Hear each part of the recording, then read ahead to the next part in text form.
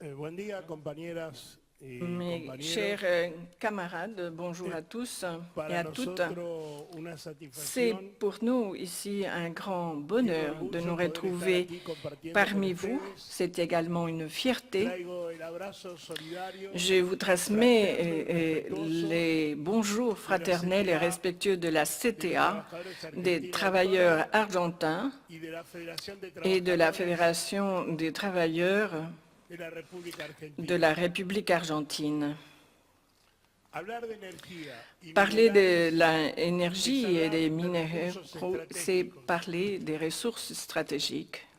recursos que Ce definen la sont des geopolítica en el mundo ressources qui définissent la géopolitique dans le monde depuis quelques décennies déjà. No hay posibilidad de desarrollo en una Nous región, n'avons pas de en un possibilité de estado, en un développer país, en un un pays continente, ou un continent si no manejamos o si poseemos l'on los n'a recursos pas energéticos. le pouvoir sur ces ressources Estos recursos économiques. son parte de la Ce soberanía sont nacional. des ressources qui représentent la souveraineté Argentina, nationale. En Argentine, hace 40 años, depuis comenzó 40 ans, a perder on su a soberanía commencé à energética. perdre cette souveraineté en matière d'énergie. Hace 40 años nuestro país Depuis 40 ans, ha vivido un fuerte nous proceso vivons un processus de vaivenes très fort en et las des hauts et des políticas bas en matière de energéticas. politique énergétique.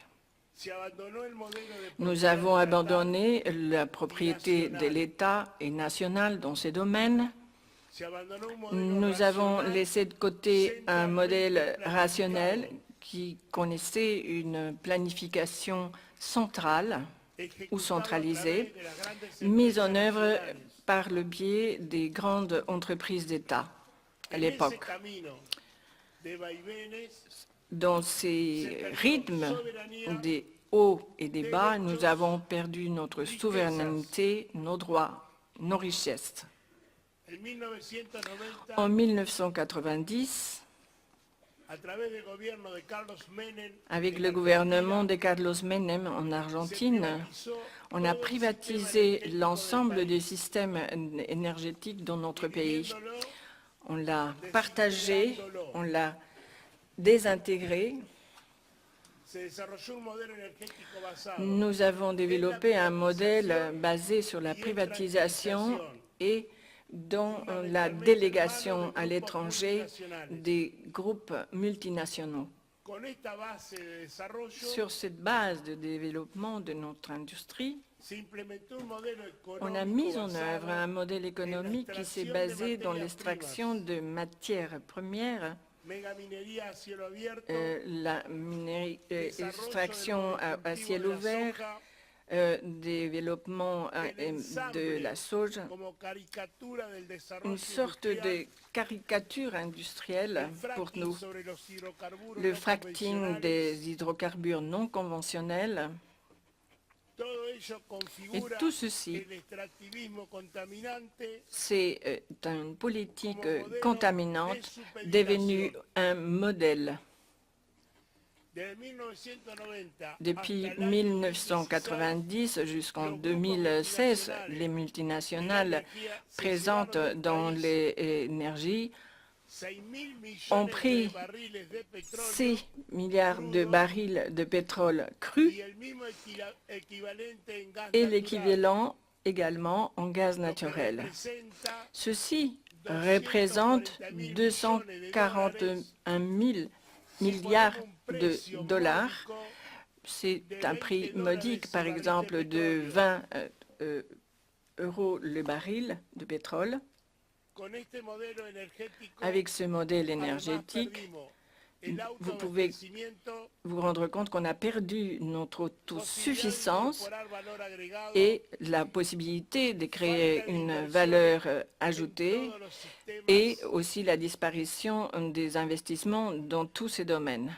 un alto déficit fiscal, Nous connaissons également un déficit fiscal très élevé puisque nous importons notre énergie. perdimos derechos Nous laborales, avons perdu nos droits sociaux en matière de en travail algunos sectores perdimos et la dans convención certains colectiva de secteurs, trabajo nous avons perdu également nos conventions collectives de travail y el Estado se convirtió en un Estado et bobo l'État est devenu un État idiot devant les multinationales.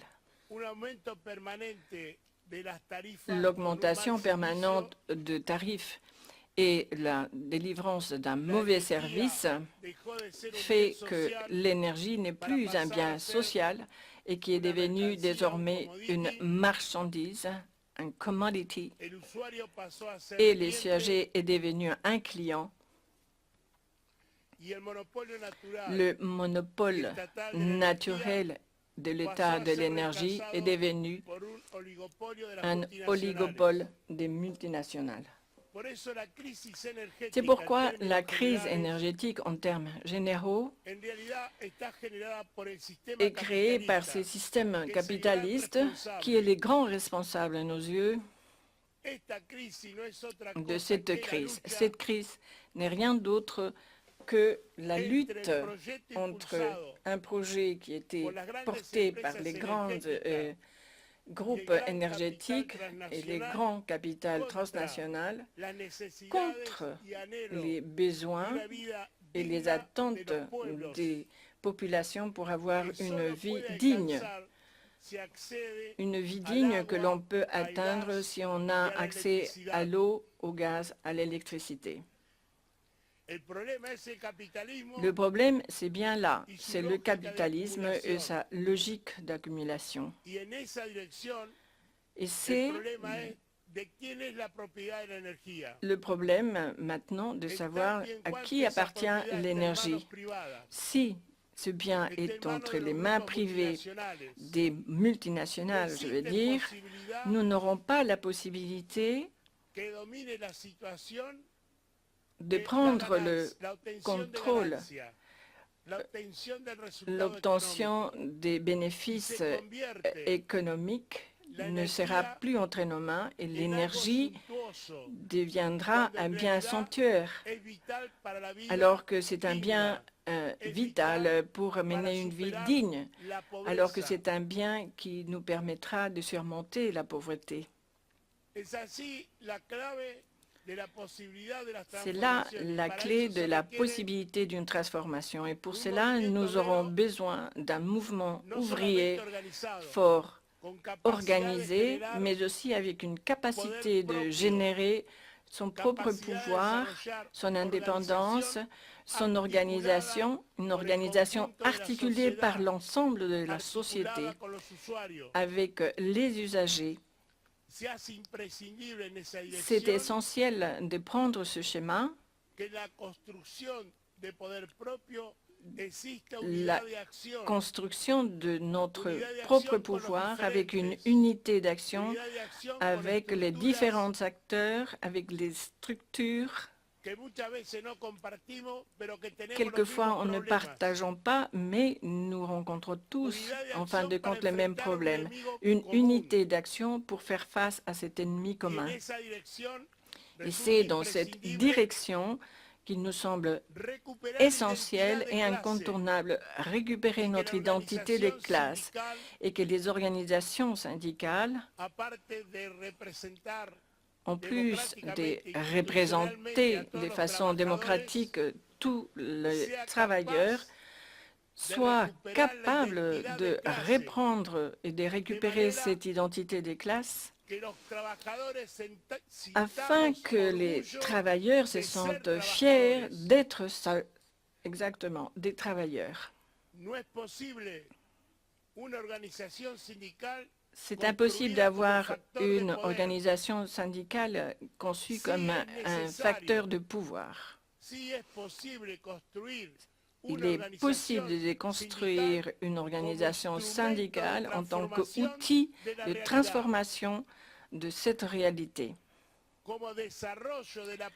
Un outil pour pouvoir ouvrir un chemin nous conduisant à un autre type de monde, à un autre monde qui ne dépendrait pas des politiques du marché libéraux, néolibéraux, dont le centre sera la solidarité, la fraternité, et qui nous permettra précisément de récupérer toutes ces valeurs, toutes ces convictions qui sont les nôtres et qui sont essentielles pour régler tous ces problèmes pour les moins nantis. Les travailleurs, les travailleuses ont besoin de comprendre que si on n'est pas capable de construire ce monde-là, personne d'autre le fera à notre place. C'est pour ça que l'heure est arrivée de ne plus déléguer notre pouvoir. C'est nous qui devons construire ce pouvoir. C'est nous qui devons être capables d'établir cette différence et développer une unité pour faire face à un système qui nous exploite, qui nous prend nos droits en nous faisant croire qu'on va avoir un développement qui n'arrivera jamais. Ce sont que des mensonges.